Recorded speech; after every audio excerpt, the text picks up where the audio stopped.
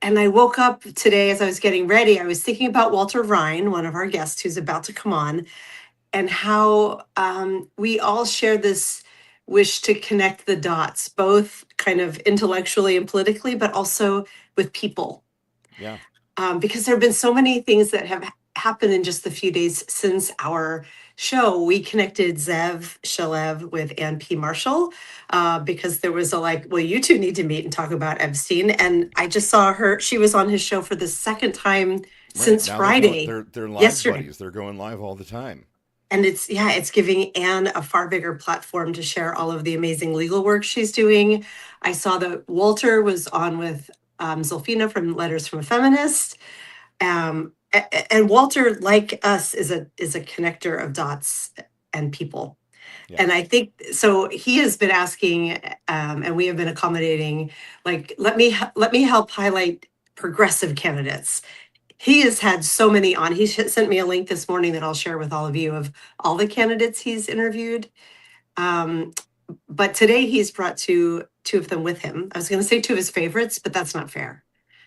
I don't want to play favorites. But I'm just really excited to talk to Walter, to Erica, to Shelby. Anything we can do to help elevate these up and coming, hopefully rising Democratic stars is really exciting to me. It is super exciting. And, I just want to bring it back to the real world for a minute and Trump. And I, like everyone else, am rejoicing that Trump has officially renamed ICE the National Immigration Customs Enforcement Agency. So they're nice agents now. They're nice. He did not. Oh, of course he did, Dana. Of course he did. Wait, what? How did I miss this? This happened yesterday? Yeah, I mean, I read it this morning. He added national in front of ICE, so now we have to refer to them as nice agents. Okay, Dash at the Halfway Cafe, The Onion, McSweeney's. I hate to tell you all, satire just died. That was it. Satire is completely and utterly dead. That was the final nail under Trump. Yeah, the final nail. I thought that was going to be. Are you sure it wasn't a parody site that ran that? I'm not sure. No, I'm literally not sure. I'm not sure any day of any week anymore what is true and not true because he's fucking insane. And how we continue to live through this travesty of a timeline, I don't understand. Right. I did see that. I think I need a new passport in the next couple of years. I think mine expires. I know my kids will because they expire after. Oh no, mine won't, but theirs will because we got them at the same time. Yeah. And so his face is going to be on our passports. That's so gross. The weird thing, Lawrence, is does he think he's a good-looking guy? I mean, yeah, he lives in the world of absolute delusion. And honestly, I don't think it's even about does he think he's good looking. He just wants to see his face on everything because he is the biggest narcissist who's ever lived in the history of the fucking universe. Right? That's just my opinion. My opinion only. FBI, CIA, if you're listening, come get me, bitches. I don't fucking care anymore. I'm all out of fucks. Oh my God. Why couldn't he at least be devilishly handsome?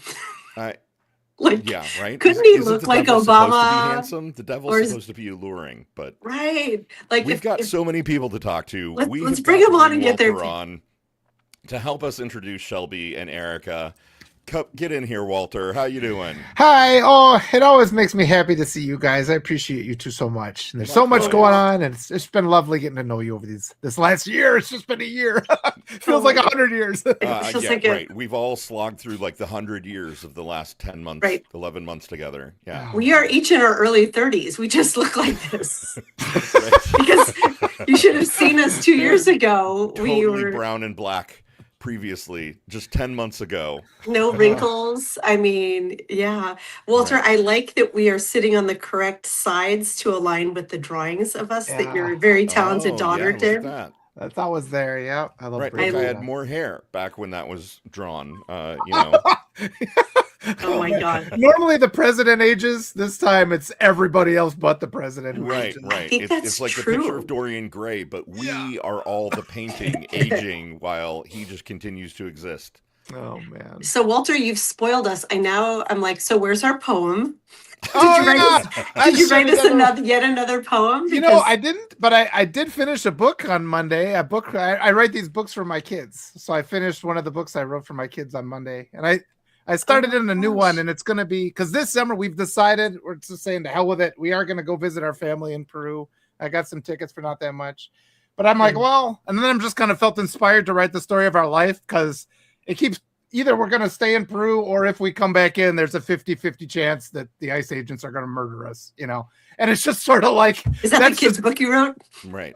Well, so I'm writing a new book just about our life, and I'll probably pre-publish it, so you'll at least be able to read our life if they murder us when we... And this is legitimately what I'm thinking, but I'm just like, you know what, the hell with it. We got to go down and visit. Walter, I hate to correct you. You mean the nice The nice agents. I'm just not gonna acknowledge that. That person doesn't exist as far as I'm concerned. I'm just no. The I'm nice. not calling that. I'm not going to get over this easily, Lawrence. It's like a toad cough with a toad cough with a smile. Is that how they do it? That's their logo. Right. Yeah. No, that's how you'll know. Yeah. Oh my gosh. It's a skull and crossbones. They nicely torture us to death. Yeah.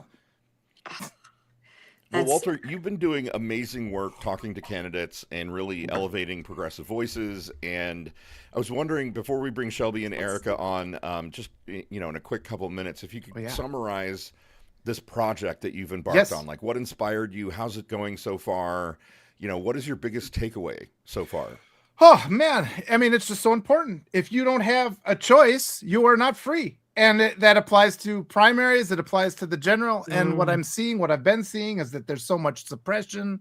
We have candidates get anointed. We have often the same donors are donating to both sides of a primary because it's easier to purchase a primary than to purchase a general. Our media is not covering primaries like they should. And medias are the job evaluation for our representatives. Yeah. Primaries are our opportunity to tell our representatives they're not doing a good job. We need to demand multiple candidates in every primary. That's healthy. That activates the voting base. That's how we bring up new voices, because what we see now is you have people staying in office for 50 years because the Democratic Party doesn't even bother to develop new voices and new candidates. Yep. They deliberately suppress them in many cases. So I'm all by myself and with you guys and a few other wonderful people here on Substack elevating our pride, because we don't have to settle for what they tell us we have to vote for and what we have to endure. And so all these wonderful people, I always thank them for just being regular people who are willing to talk to us, hear our concerns. That's what a representative should be. So I'm so happy to do what I can to help. That is amazing. I really, really appreciate you doing it. It is a big job.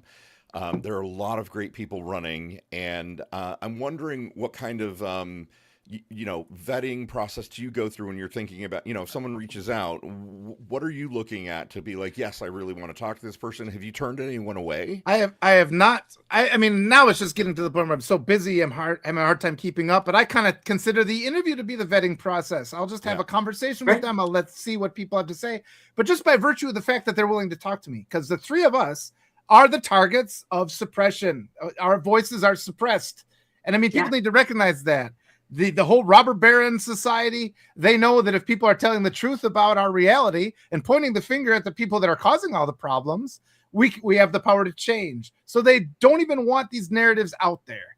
Yeah. So anybody willing to talk to me, first they try to suppress you by ignoring you. Then they'll try to suppress you by saying bad things about you. And I'm kind of getting into that territory now. So it means they're more scared.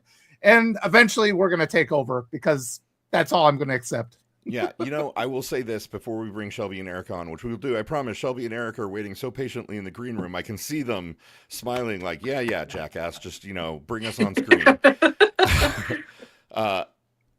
I lived through the Democratic Party changeover of 2003, 2004, 2005 when Dean ran, and it really did work.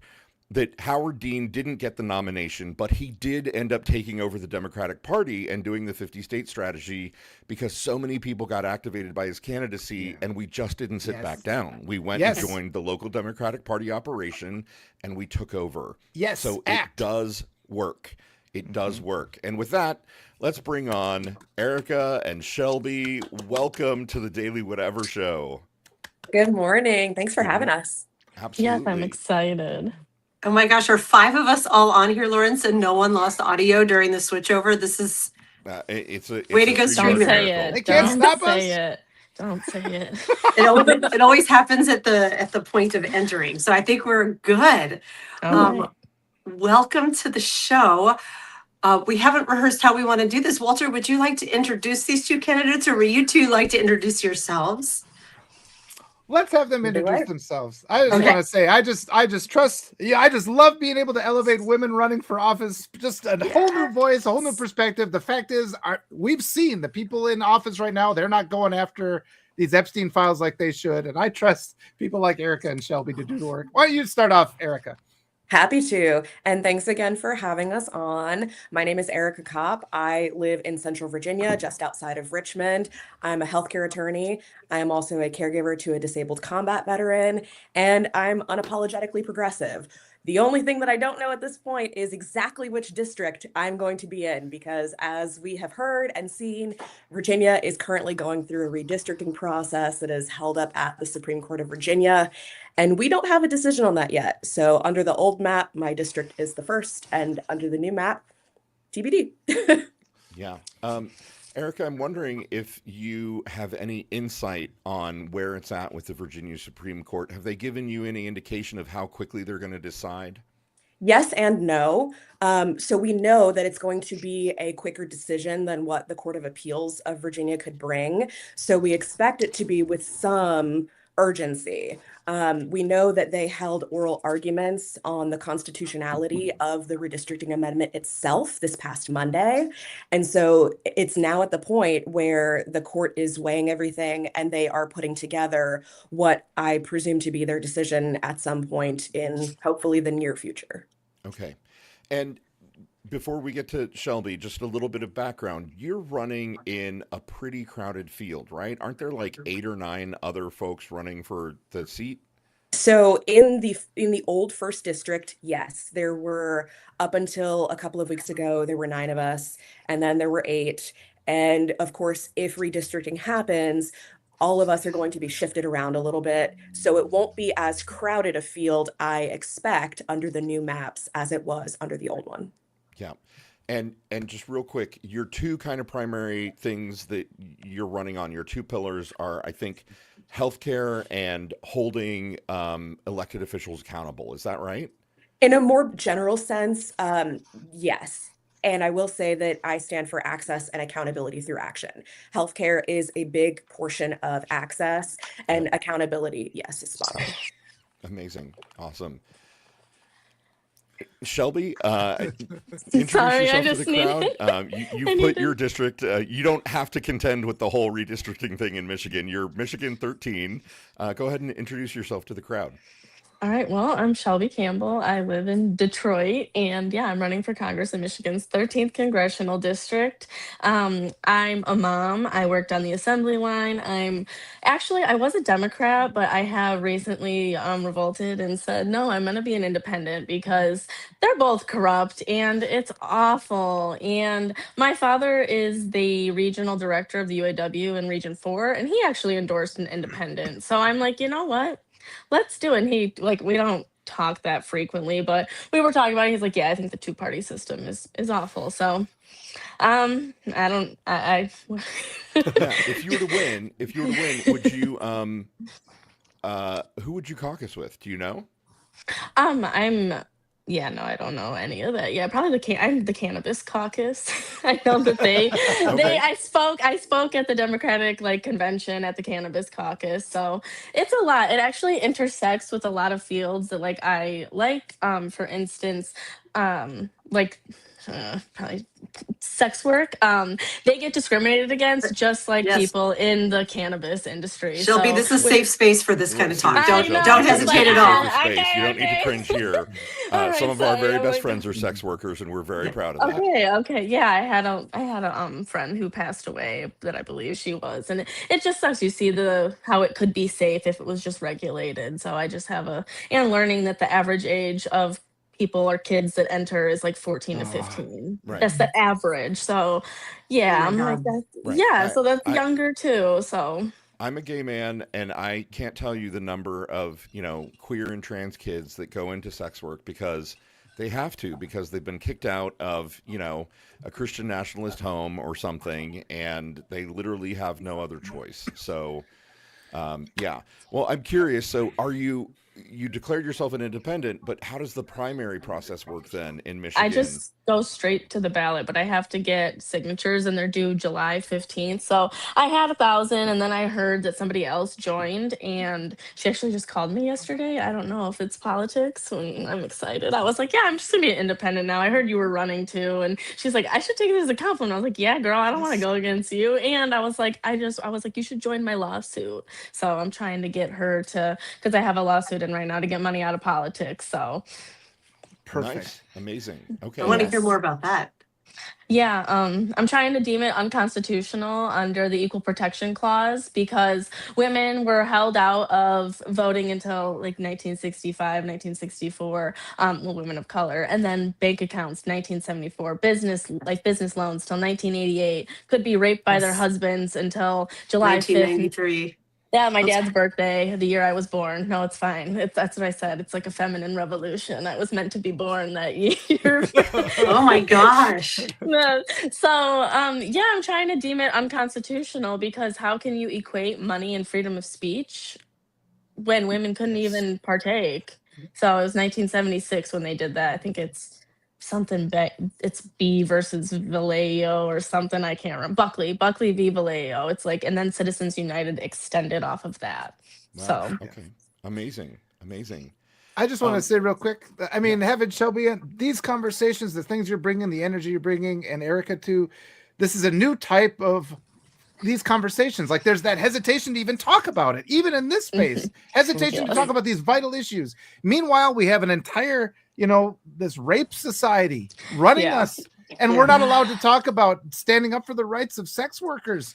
And it's just that we're at that level. This is what we have to break down, those barriers. And we Yeah. are at as far, as progressive as you can be. And even we feel a hesitation to talk about those things. We need to just bust that down. And so I applaud you guys, your courage, both for being in these races and these conversations. And I always say, it doesn't matter how it turns out. The actions you take today are what matter. The conversations of today. And you're learning things. You're out getting, I've seen the stack of papers that Shelby has with their signatures. All those people that sign that are people that you influence. All those people that have been activated and engaged to change our future. And Erica too, both of you guys. So even if it's a crowded field, people, you learn the system. There will be more elections. There will be more opportunities to change. Everything you do today matters. And so I just think it's so great you guys exist. It makes me happy. Yeah. Yeah. I know you were mentioning in the Walter. green room that the two of you have had an opportunity to speak. Is that right? And I'm wondering, obviously you're running in states that are pretty far apart from each other, but what kind of coordination are you able to offer? Is it like moral support and encouragement or like networking, it's resources? everything. We have the courage candidates, and that's how at least I met Walter. I'm assuming you did as well too. Mhm. So yeah, at least I got asked to join them, and it's just a nice community. There's a lot of like this. Like I'm just meeting you guys, and you live wherever you live. So technology. Okay, all right. Seattle. Okay, see, all the way over there. So Yep. it's just great. So I don't know, Erica, if you have anything to say. Yeah, taking it back all the way to the OG group chat of the candidates nationwide that William Marks out of Texas brought together. Okay, yes. And that was where we first started talking originally. And Yes. I remember hearing things about the lawsuits that you were in the process of putting together and getting ready to file. And I'm just like, yes, go girl, do that. You're a mom, you're running for Congress, you're suing people left and right. Like, good for you. I'm here for it. Thanks. Yeah, you're a lawyer, so yes, a little envious, but it's okay. No. Okay. I just love with the courage candidates, there is essentially this getting ready, a group of really just amazing people who are set to have a government that actually works, like to install a whole new government that actually functions. And every single one I've talked to, they've been these people of integrity, people of achievement, and it's just such a relief. Our current media structure, it only elevates people like Marjorie Taylor Greene. I keep telling people this. Quit with the open rate mentality when it comes to what you write. It's like, write the things that people need to hear. even if it kind of hurts, your ability to be seen. But it's like, we're tired. People are tired of it, and they are going to find you eventually. Spread information of merit, elevate people of merit and integrity. And we have to get away from there's so many structures we have to take down. And so it's just like chipping away, and every little swing of the pickaxe helps. Yeah, absolutely. So Erica, if you were to win and caucus with the Democrats, and Shelby, if you were to win, even as an independent, eventually you'd have to pick whether you're going to caucus with the Democrats or the Republicans. My question is, who are you going to vote for Speaker of the House? I can tell you it's not going to be. Please do. It's not going to be Hakeem Jeffries. Yes. I mean, I don't think he is standing up for the people like he thinks he is doing. I think he's all talk, and I don't know if y'all remember that photo of him with a little bat, but I don't know what that little bat is going to accomplish. Yeah, honestly, like Hakeem, I had big hopes for him, right, coming into the role of minority leader, yeah, and dreams of being Speaker of the House, and I'm not seeing it, right? Like, he's good for rhymes, like he likes to do rhymes, he is good at that. He and Walter should write some poetry Oh, together. him out. I'm trying to say he's in my league. Come on now. Right? No, Walter, I think you beat him even in poetry. Sternly worded poetry. Yeah, sternly worded poetry. That's good, Dana. That's what I'm Okay, here so for. do you? I know it's hard to kind of like pin it down and say something that's going to be interpreted as a commitment, but like, what are you looking for? Or Shelby, what about you? What would your answer be? Who do you think you would consider as? I don't want everybody to go, so it's like it's hard to say. Like, they just are all You're like, fake. nobody who's currently there is worthy. Yeah, they just suck. It's awful, and it's. I was not raised like this. Like, I was like, oh, the Democratic Party is so, oh, we have to vote for them. No. Like, I wish more people would actually understand how corrupt it is. So the other candidate in my district, he is currently like a House rep, and there's the Maroon family in Michigan, and they're billionaires, and he took money from them. Like, one of them donated, and he pretends to like not take money like that. So it's not for the federal race, but it was for the state. So I just found that out from a friend. So it's that's so much interesting. fun actually, like looking into the stuff and reading it and having Oh, purpose to gosh. sit behind my computer and like research and not just be on social media. Yeah. I think we're all feeling like Schumer and Jeffries have let us down kind of beyond what we could even begin to articulate. And I'm thrilled to hear that neither one of you would consider Hakeem Jeffries for Speaker, because we're going to win back the House. We are absolutely winning back the House. And whoever is going to be Speaker, it's an incredibly important choice, because if we can impeach Trump and convict him in the Senate, and we can do the same for Vance, the person who's Speaker could end up, by a weird quirk of fate, end up being the next president of the United States. Whoever you vote for in that role is incredibly important. Yes. So, Lawrence, the like upswelling of hope I just felt in you saying that cannot be understated. So don't threaten us with a good time here. Except we need to feel a sense of hope, right? Like, yeah, we do. Yep. That's like the best part about this. Like, I've had people say that. They're like, you give me hope. I'm like, yeah, let's do this. I'm like, I'm the adult. I'm like, I'm 32. Like, I'm the boss now. So let's change the rules. And I'm reading. I'm the word nerd I don't know that I'm the only word nerd in this group. We all kind of are. But I'm reading your site right now, Shelby, and I love some of this language that you have here. We guiding the next generation on an easier path. We don't have to keep passing down pain just because we survived it. Struggle may have shaped us, but it shouldn't be the standard.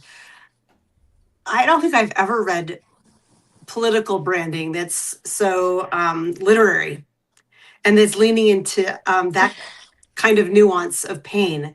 Can you kind of click down into that of, we don't have to keep passing down pain just because we survived it? What does that mean to you as a candidate? It's beautiful. It just had like not like okay.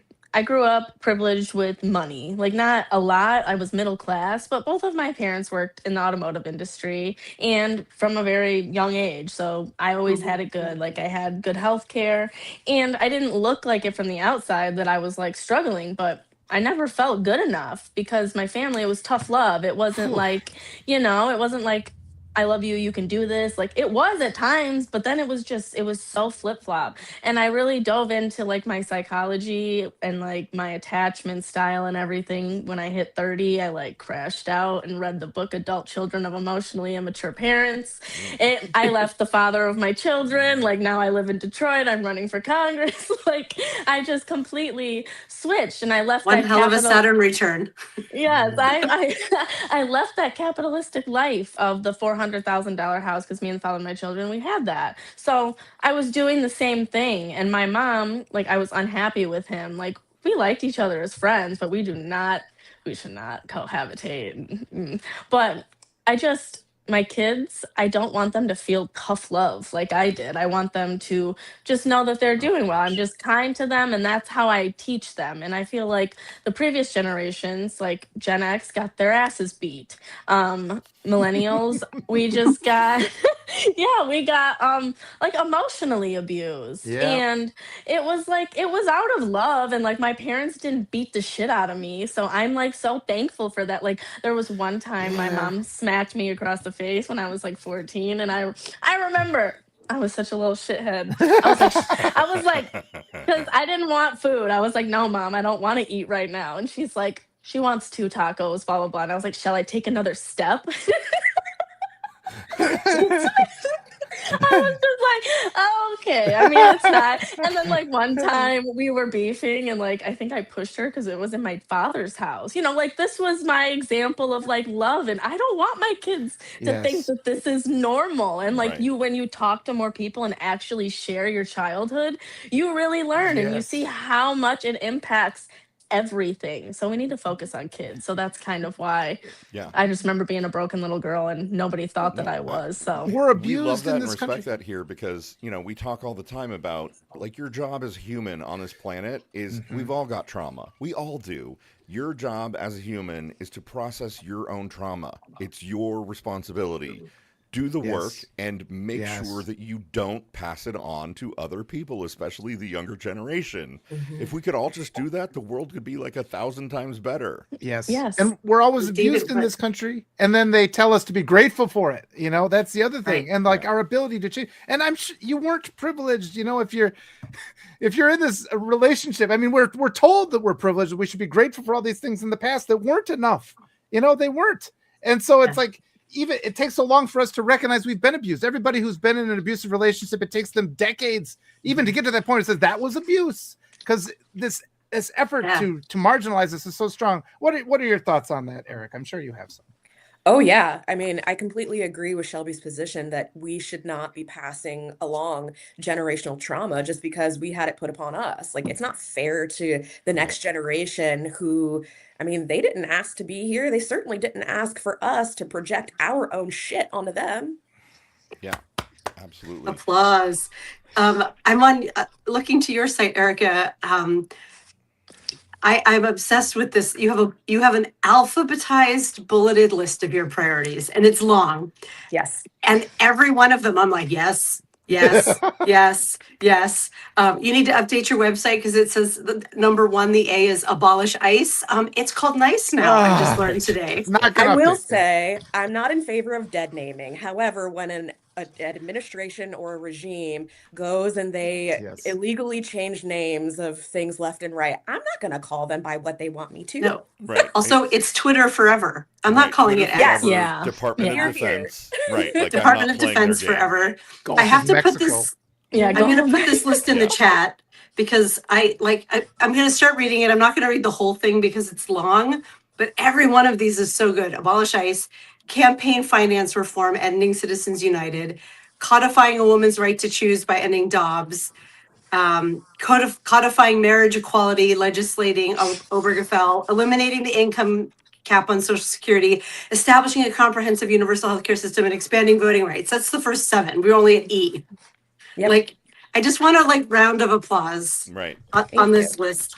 Um, yeah, releasing the full unredacted Epstein files needs to be called out here too, and Mhm. raising the minimum wage to $30 an hour. Like, bravo, bravo! With a list this long, how do you prioritize?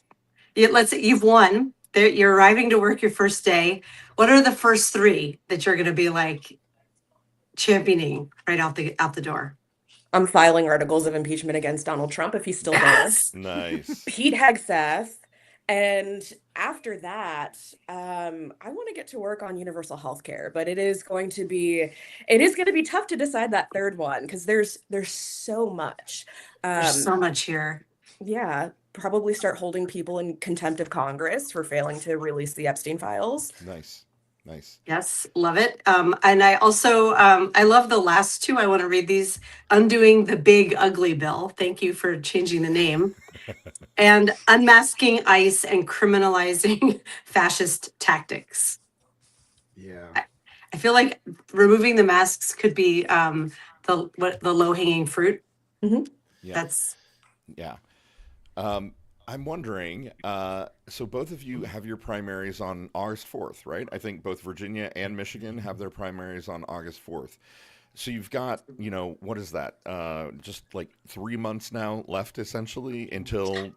I'm actually, because I'm independent now, Oh, so that's I right. will be in November. So yeah, I got time. Okay, yeah, you've got time. You've got a longer run ahead of you. Okay. Here's kind of a no-brainer. A third rail, maybe for other people. APAC contributions. Where you at? Oh no. I think we Not know. at all. Nice. Yeah. That's been consistent, every single candidate. And I don't think, the ones that would have taken that money, they won't talk to us. And again, Right. the messaging part of this is something that often gets left out.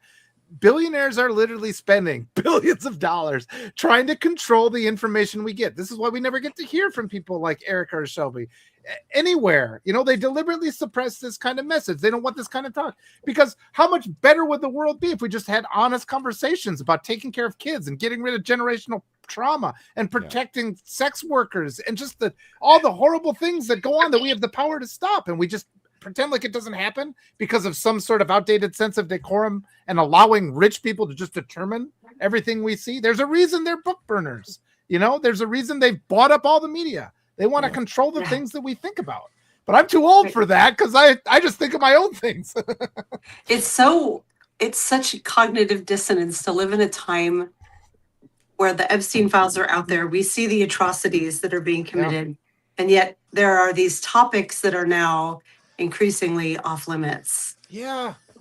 And are It's taboo. just That are money. like, People just they just control everything. Like you said, that Maroon family in Detroit, they donated to some MAGA PAC $1 million, and that was to lobby so that they didn't build another bridge, because the Ambassador Bridge here is like privatized. So one family owns it, the Maroon Oh my family, and then they own trucking companies. Yeah, it's like a crazy rabbit hole that I don't have time to do right now, but Yeah. it's a lot. So yeah, it's just money. Well, the right is so effective at their messaging. And an example is the White House Correspondents' Dinner, where instantly they're saying this, like the only interpretation that they would accept is that this justifies the ballroom. They never once said, hey, let's ban guns. Right.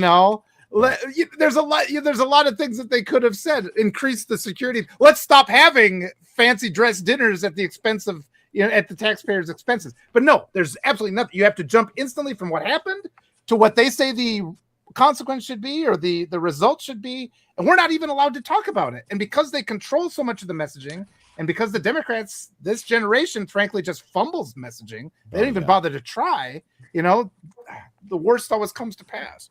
I love the person who was like, you know what? I agree with Donald Trump. Yeah, ballroom. Every school in America needs a ballroom to protect its children. There you go. Like, sure, you get a ballroom, so does every school in the country. Like Oprah, you The get Oprah one, ballrooms, you right? A ballroom. I was live on like Saturday. I saw the news come in. I was just on Substack, minding my own business. I actually wanted to sit and just do some like essay writing that night. And then I saw April Ryan from The Contrarian was live, which is unusual on a Saturday night.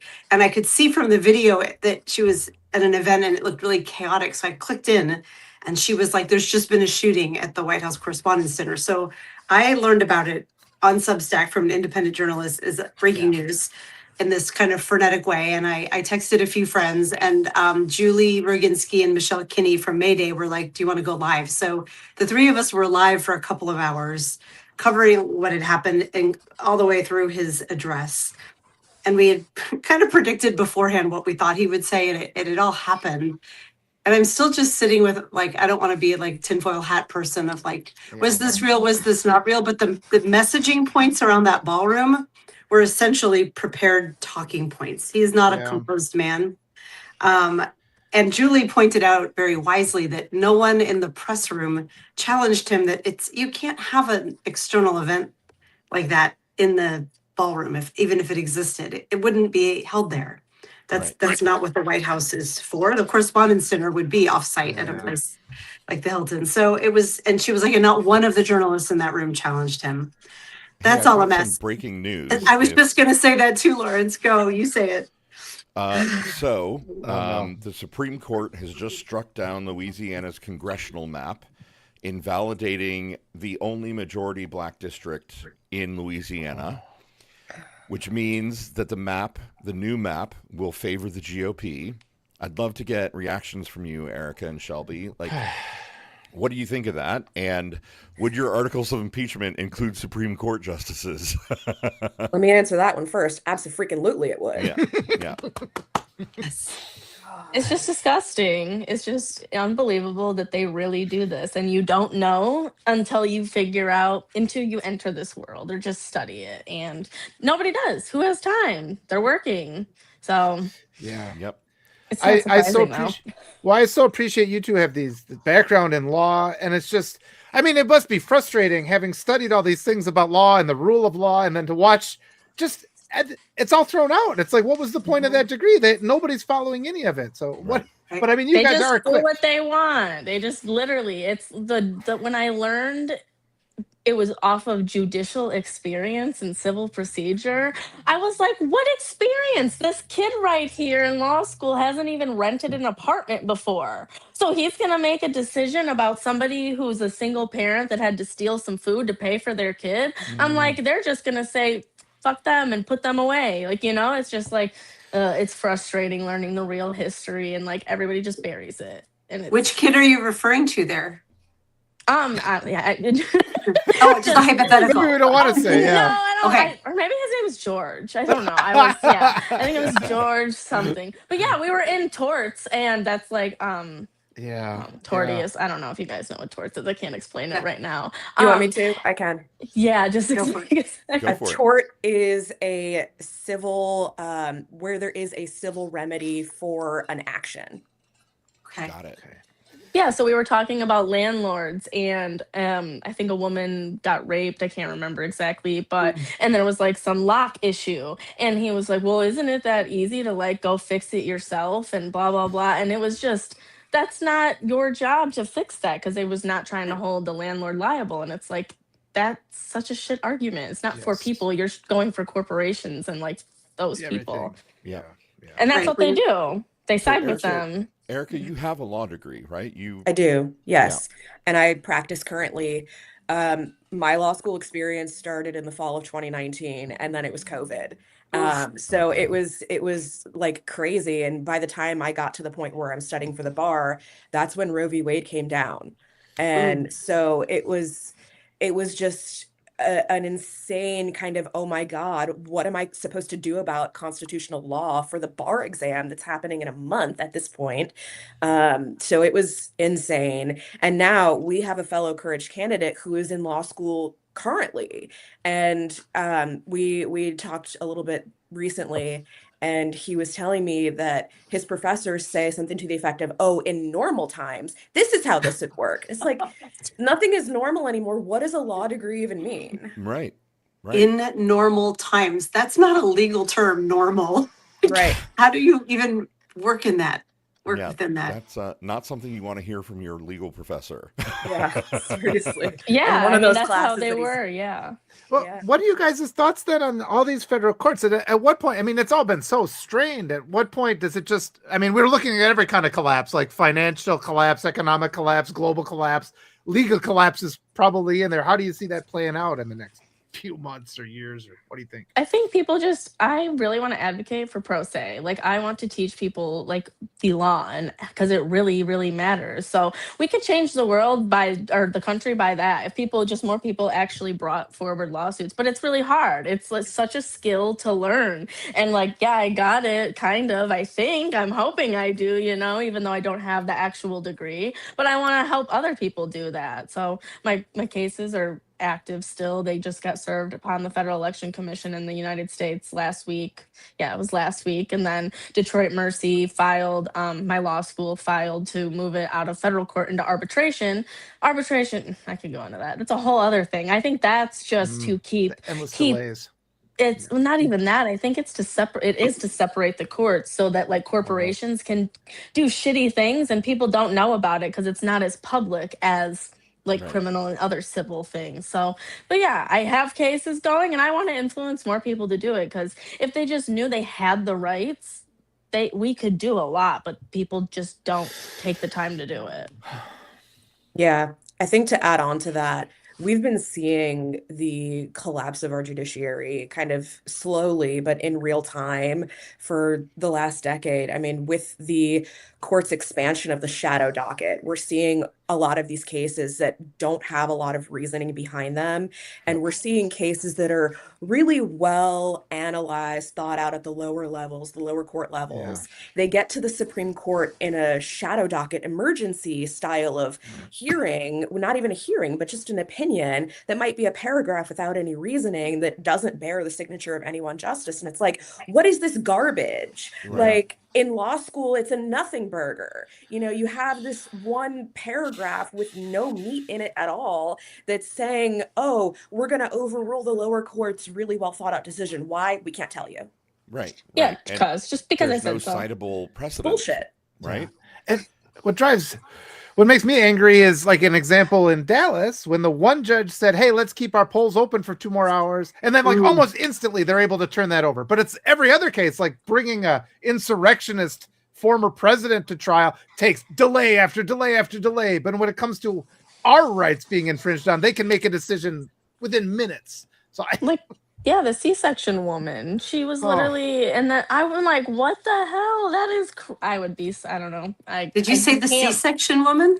Yeah, there was like she was literally like trying to have her baby, and I think the judge like made it so she had to have a cesarean, and like she was on like video call during labor. Exactly, it's so unbelievable, and it's like why would the judge have an opinion on how a woman delivered her baby? I don't In know. a Republican state. Yeah. I didn't look into it very much, but yeah. I haven't heard about this.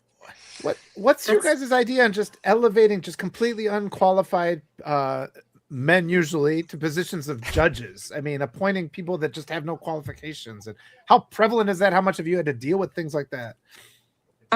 Well, I mean, when I was in constitutional law, I could just talk about law school. My professor was discussing statutory rape, and he said, like, there's a reasoning behind every law. And like you said, Erica, like they just, because I said so. But this reasoning was to deter teenage pregnancy. So as I was thinking, I raised my hand, and I was like, how is this unconstitutional? I was like, an underage or a child boy or a boy cannot be pregnant. So there would never be a teenage pregnancy of an underage boy. Like, yes, he could impregnate a woman, but he still wouldn't be pregnant. And without having that perspective of a woman, like within constitutional law or anything, it's such a gap. And that's why we are not equal, because they've excluded us. And my professor was like, okay, like, yeah, because I don't think anybody ever said it. Yeah, Irrefutable argument. Yeah, exactly. So it's so much fun. It's mind-boggling what you just said. It's mind-boggling that would be the basis of the decision there. And it's like, what about just basic humanity? It's like, that's why we shouldn't rape, not because of creating. It's like it's because a woman is a human being. How about that for a reason? Oh my Yeah. gosh, I've looked up this case. I had to find out what this Yeah. judge with the C-section was. This was in 2024. Sharice Doyley was in labor when the hospital sought an emergency hearing to force her to have a C-section. She was a professional birthing doula, and she now focuses more on postpartum depression resources and says, I don't think I will ever attend another birth as a doula. It's too traumatizing for me. She was in active labor for 12 hours. Oh, it was at University of Florida, Lawrence, Oh, great. our alma mater. She was in her 12th hour of contractions when a nurse came in with a bed sheet and told her to cover up. A supervisor brought a tablet to her bedside, and on the screen there was a judge in a black robe and several lawyers. She hadn't asked for the hearing. The hospital sought it. She had minutes to prepare, no lawyer, no advocate, no one to explain to her what was going on. But the state had filed an emergency petition at the hospital's behest in the interest of her unborn child. Oh. So they're literally forcing their way into our bedroom is what they're doing. They're Well, they literally were Delivery working their room. way into her uterus with Yeah. a scalpel. Jesus, as someone who has had two babies by C-section, God. by choice, it was my Yeah, choice. that's traumatizing. Me too. Erica, do you have thoughts on that one? It's absolutely insane. I mean, the fact that an unborn individual, person, fetus, whatever we want to call it, it's not even alive. It's not breathing the same air as we are. The fact that it has more rights than a living, breathing human being who has been on this earth for more than, I don't know her specific age, but I'm guessing more than 20 years. It's insane to me. And it is just, it's so plainly obvious to me that it's not about rights of the unborn. It's about control over women. Right. And how Yeah. people don't see that is just Oh my like gosh. beyond me. Well, This is crazy because she had made a really informed decision here. Sorry to harp on this story, but this is no, like it's I've never heard of yeah. it. And the fact that like me, who's kind of obsessed with suppressed. feminist It's news, suppressed didn't story. know about this. It's ProPublica. She had 3 prior C-sections, one that resulted in a hemorrhage, hoped to avoid another serious complication and lengthy recovery. She was aware doctors were concerned about the risk of uterine rupture, but she understood the risk to be less than 2% and didn't want to agree to a C-section unless there was an emergency, but the choice would not be hers. The judge would decide how she would give birth. That's Yeah. that's insane. They started pushing for a C-section during one of my daughters, and we're just like, no. Well, it was getting late, like the doctors we're like, hell no. And this is another one of those cases where, as I was there, and I'm just like, hell, I asked my wife, what do you want? And it's like, it's unfortunate we need this kind of advocacy. I mean, these rights should be guaranteed anyway. And my heart always goes out to all the people that don't have people that speak for them. I know Erica and Shelby will be speaking for people that don't have people to speak for them. And that's why I love you guys. I'm so happy you guys are being active and just speaking now. Every word you say now is speaking for the people that don't have, someone to help them. Absolutely. Hard to believe, but we're coming up on the top of the hour, so we got to start wrapping. Let's give both of you, Shelby, you were about to speak, so what you go first. Give everyone your pitch, your door closer, whatever, and where they can find you, where they can chip in to help. all right. Well, what I was going to say is we need to get lobbying out because women, if there wasn't a mom before, there would be no milk. So it's because of formula and lobbying, and that just is a whole other topic. But all right, guys. Well, thank you for having me. This was fun. I'm Shelby. I'm running for Congress in Michigan's 13th Congressional District, Detroit. I want to get rid of capitalism. I'm just going to say it now. I'm going crazy on TikTok. They're all calling me a communist and a socialist, but I just want community. I want to take care of everybody. We need to focus on the children and just get back to what's important. And that's, I guess, just love and taking care of the next generation, because somehow we got really lost in that and need to focus on women and children because we have been neglected for the longest. Get money out of politics. You can find me at soupforchange.org. TikTok.com. It's a 4, or Shelby Campbell for Congress. I had to do a professional one because they said nobody takes you serious if you have the political games. And then Shelby for Congress as well on like TikTok. And I have Act Blue, but I need to see if I have to transition since I'm running as an independent now. So Yeah. catch me on the ballot. And we're gonna get money out of politics Yes. in the court system too. So I got this. We got And, this. and am I wrong by saying that Campbell Soup Company had an ish? Oh, okay, and that's another thing. How come was in the news? That was in the news like that. And my Yep. lawsuit against the United States government and the Federal Election Yep. Commission hasn't. Click I've rate. emailed it to everyone. Nothing. Campbell Soup. They like were reaching out to me like crazy, and so it just my God. shows. It shows what they focus on. Yep. It's disgusting. Yep. So like I Suppress. love Shows what I they love suppress. all the lived experience. Like other people couldn't handle it, but man, it's so much fun. It gets me going. Erica, let's hear from you. Yeah, whether it be Virginia's first or another district, I'm Erica Kopp and I want to fight for you.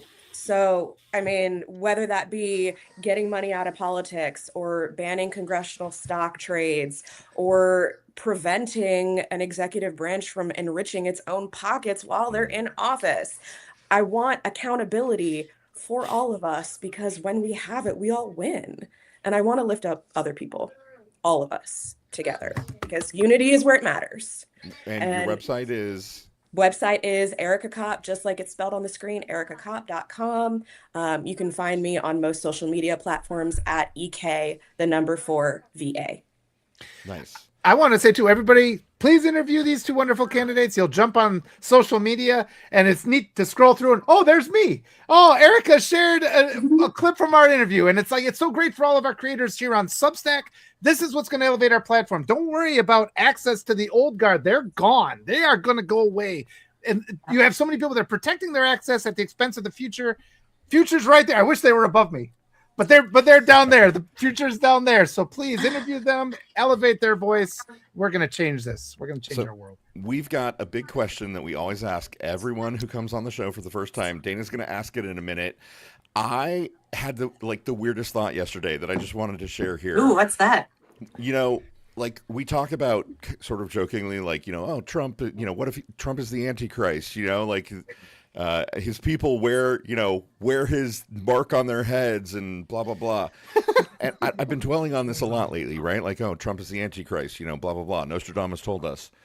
And I had the craziest thought, and it really, like, I can't wait to see where this is going. Right. And the thought was, what if Trump is the Antichrist and he just doesn't win? Yeah, there What you if go. Trump is the Nobody ever Antichrist thought that. and, Yeah. and we actually do all the shit that we need to do, and he doesn't win? Yeah. You know, that's a way better story. I want to read that story. Yes.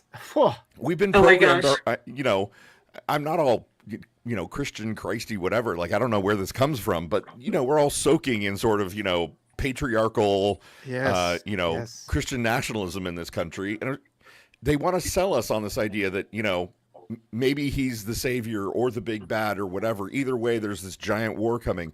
What if there's not? Like, what if we fix it?